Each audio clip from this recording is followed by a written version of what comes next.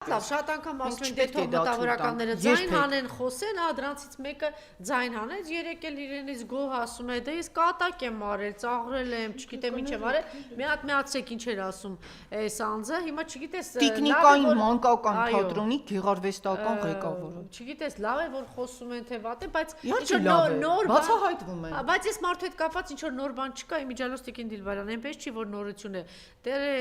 մի 10-20 տարի առաջ իրենք շատ լավ ցանցերով աշխատում էին, իրենք գիտեին, որ Իգիթյան կենտրոնում, հետո ոնց եղավ, մեկ էլ այդ Վահանը եկավ, հայտնվեց այնտեղ, Վահան իրանց սիրելին այնտեղ ներկայացում է անում, հետո այդ կենտրոնի ղեկավար, հետո այնտեղից մարդիկ իրանց երեխաներին հեռացնում են, որտեղ այնտեղ մի քիչ ինչ որ սխալ բաներ է մտնում, սխալ արդեն հասկացեք ինչի մասին։ Հետո ինչու են Սորոսը Ռուբեն Բաբայանին են բերում սենց առաջին պլան։ Հետո ինչ որ Արա Խզմալյանն է այդ նույն բանի մեջ, հետո հայտնվում Արա Խզմալյանը այնտեղ, Հենրիկ Հովհաննիսյանը իհարկե այնտեղ հերվից ինչ որ սենց բան է անում, հիմա մի քիչ բանա քաշվել։ Այսինքն այդ նույն ուժերը,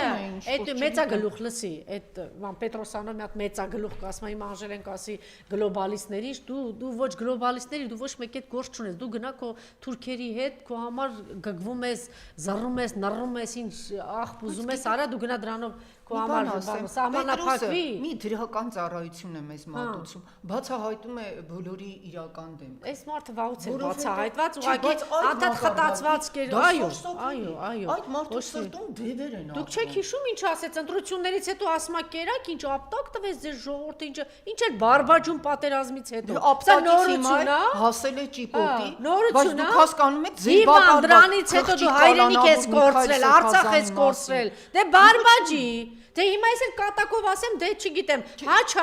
կատակ անենք։ Կներեք, դա հումոր չէ, շատ անարժանապատիվ, բայց շուտով լսենք, էլի։ Մարիամ։ Հա, ոչ չէ։ Ամբողջ խոսելու համար երկու կարելի է։ Եվ այդ տեսակետից միգուցե դուք դառնաք, բայց ես կարաջարկեի ներկայացնել Իրանից պատյամիջոց իրենտասուն փետերով խփել։ Իմիջայլո բանը գրել էր անջատի Իրանում բան կա, չէ, Երևանն էլ եկավ, պարոն Բոզոյան բան կա, չէ, մահապատիժ կա, չէ, Կախաղան։ Իհարկե։ Հա, հիմա ասեք մեկն էլ օրինակ առաջարկի, Երևան։ Ոչ միայն այնտեղ, Չինաստանում էլ կա մահապատիժ։ Չի լսում պարոն Բոզոյանը։ Հա, ասենք Չինաստանում էլ մահապատիժ։ Այս մարդուն գիտեք ինչ կանեն, կգան ինձ ուծես այստեղից կտանեն, ասենք մահապատիժ ասենք։ Կներեք 21-րդ դարում։ Ներմուծեք, որ դու ամբաղ-զամբաղ բաներ ես խոսում։ Ես ես մի բան ասեմ։ Դու մենակ չես խոսում, դու ծառայում ես սատանային։ Առավոտին տված շատ խղճուկ արդարացումը, որ սա հումոր էր, վկայում է ընդամենը մեկ բանի մասին, որ ինքը վախեցել է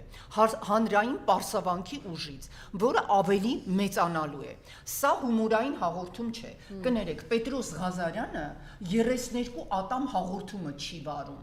Եվ ինքն էլ ստենդափեր չէ, որ շփոթմամբ նստել է այնտեղ։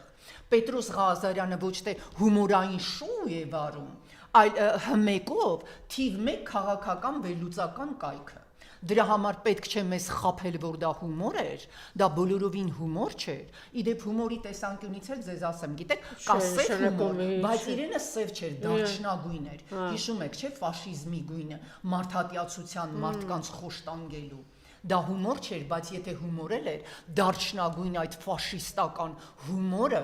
որը նսեմացնում էր մարդուն եւ կոչ էր մարմնական պատիժներով, հանրային մեծ ճանաչում ունեցող մարդուն ստորացնել, նվաստացնել, նրան հոգեկան ցավ եւ տառապանք պատճառել, դա միջազգային բոլոր մարդու իրավունքների կոնվենցիաներով մեծագույն հանցագործություն է։ ՄԱԿ-ում հատուկ հանձնախմբեր կան, որոնք ուսումնասիրում են այդ մարդկանց դեմ խոշտանգելու եւ ատելության այդ խոսքը տարածելու բոլոր գործողությունները։ Դրա համար այս ամենը, որը 32 ատամը չէր, ընդհանրապես։ Եվ ես պետք է ասեմ, որ նաև Պետրոս Ղազարյանի դեմքը, երբ ինքը լսում էր այդ դուք կզարմանաք փայտերով, չգիտեմ ինչ, դա նշանակում է, որ այս մարդու սրտում, որը քանի տարի, արդեն քանի տասնամյակ, հա, ղեկավարում է տիկնիկային թատրոնը մանկական, նրա հոգում դևեր են նստած։ Ինքը ուզում է իր հակառակորդներին գաղափարական, անգամ երևի գիտեք Միքայել Սրբազանը ոչ էլ մտածել է իր գոյության կամ գործունեության մասին, բայց ինքը այնպիսի ատելություն ունի, որ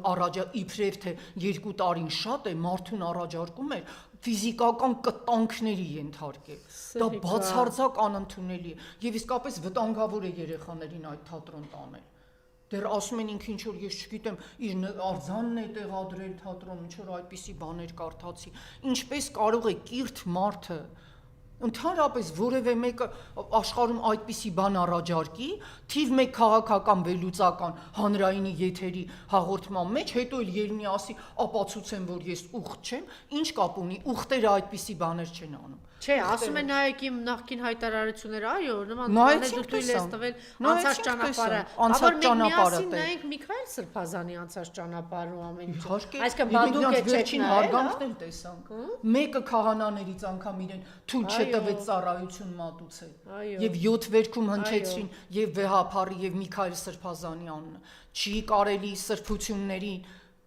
վրա քարեր նետել եւ ձեր այդ ճիպոտներով ինքը արչի ծառայություն է մատուցել։ Ես համոզված եմ, որ նույն քաղաքացիական պայմանագրից իրեն գնացել ասել են, որ գնա ինչ որ կերպ մաքրվի դրանից։ Գիտեք, Հռոմի պապից կաթոլիկ լինելու այդ բարբաջանքը, որ գնա, տեսեք ես լավ բան ասացի, տեսեք ես մեր հակառակորդներին նսեմացրի։ Չի կարելի, հակառակորդներին չեն նսեմացնում։ Դրանով ինքը իրեն է նսեմացրել։ Եվ